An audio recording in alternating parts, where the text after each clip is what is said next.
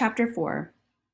Fire burned in front of the council lodge. Our people were gathered around it, talking together. As we rode up, a deep silence fell upon the clan. Most of them would obey Joseph, their chieftain. All but the young warriors would follow him faithfully, no matter where he led them. He stayed on his horse. "Listen to me with your hearts," he said to them, raising his voice against the wind. "You have heard the sad news. You know we must leave our home.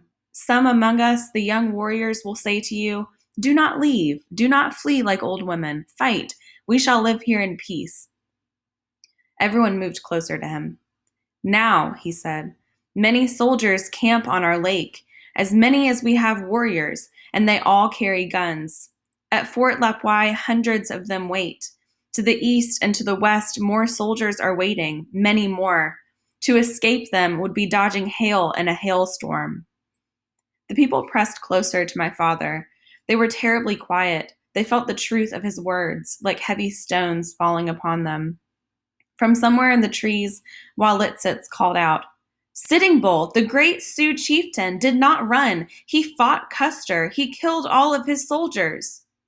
"But where is Sitting Bull now?" Chief Joseph asked. There was no answer from Walitzitz. "He's far away," said my father, "hiding in Canada, the old lady's country." "It would have been best had he stood and fought," said Two Moons. He stumped up and down, swinging his cudgel. "There would not be so many white soldiers." "But there are too many white soldiers. So many we must go," my father said. Ollicott, my uncle and the best of the warriors, nodded. "You speak the truth," he said. He picked up a cherry wood bow. "This bow looks strong," he said, "but it cannot stand against someone stronger." With a quick movement of his massive hands, he snapped the bow in two. My father held up his hand. "In 10 suns we leave Wallowa. Make bundles of all you value.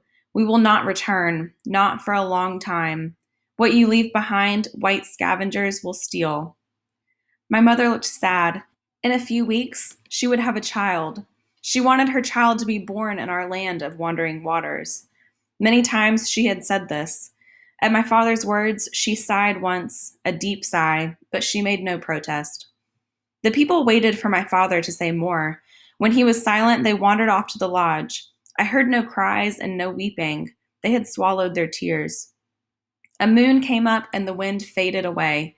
It was a time for love songs, but there were no sweet songs, only the beat of drums. Before I went to bed, I talked to Swan Necklace. The redcoats had gone and he was guarding their horses in front of his father's lodge. "You have heard Chief Joseph speak," I said. "Where do you stand?" "I go with red moccasin tops and Walitzitz," he said bravely. "You guard their horses, but where are your weapons?" "It is important to guard their horses, and I have a knife." "But you do not carry it." "It is hidden in the lodge."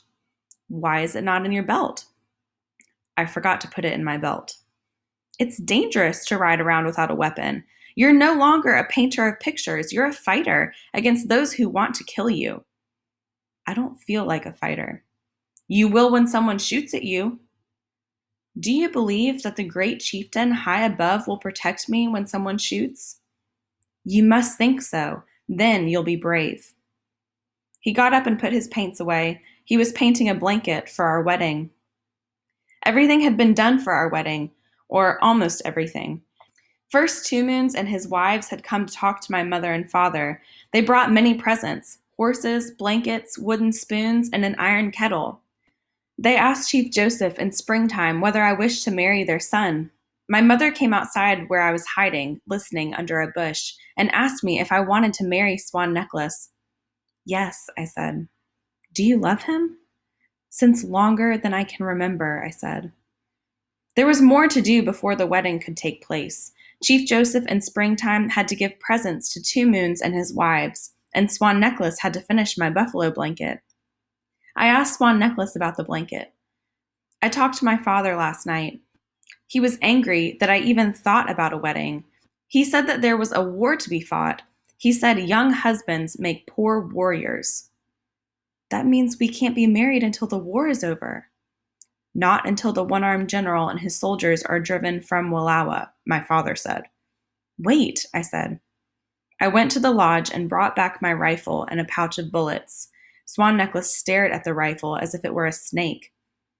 I don't know how to shoot, he said. Red Moccasin Tops will teach you, I said.